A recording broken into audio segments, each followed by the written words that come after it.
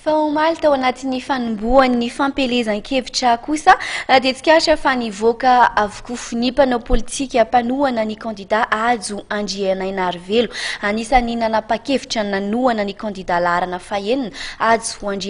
Andrianaina Arivelo ary ny filohan'ny kongresin'ny tetezamita teo aloha Raharinaivo Andrinatoandro. Tokoa nanardiany kandida Ajo Andrianaina Arivelo ahako ary manohana ny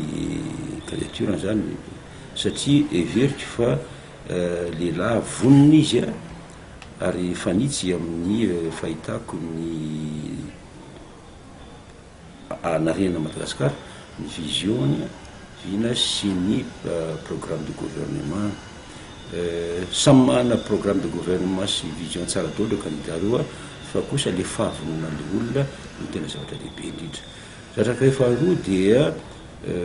izy dia mana tokoa fa tao amin'ny HAT tamin'ny nomboka tamin'ny 2009 anisan'ny nikotrika zany natsikotrika nanohana ny fitondrana tamin'izany fotoana zany nanakana fitondrana tamin'izany fotoana zany zay nanala ny président Ravalomanana tamin'ny toerana mety gaga angamba ny olona am'izany kanefa moa fa efa taona diarina everiko fa mila ny olona rehetra zay vonona anarina Madagasikara ny fanaovana hoe tsy maintsy anti HAT na hoe tsy maintsy pro andria everiko fa tsy programme zany tsy programme tsony zany am'izao fotoana zao fa ny olona rehetra raha toa tena vonika anarina firenena dia miendrika atao filohan'ny repoblika raha miendrika sy manana programme zany amin'ny anaran'ny tenako manokana no anoanako ny candidat Ajo Andrianaina Arivelo. Tiako marihana eto zany fa ny tiako Madagasikara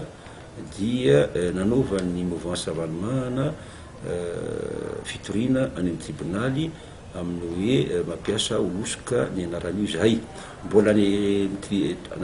ampelantanan'ny tribunaly ny dossier am'izao fotoana zao ary mbola didim-pisanana mbola tsy mivoaka noho izany tsy afaka mangataka milatsaka na olona tombabahoaka na milaza amin'ny hevitro amin'ny anaran'ny team fa kosa amin'ny anaran'ny tsare avy zay milatsaka sombabahoaka namako zay latsaka zany ary ny tenako latsako zay dia amin'ny anaran'ny tenako manokana no manohana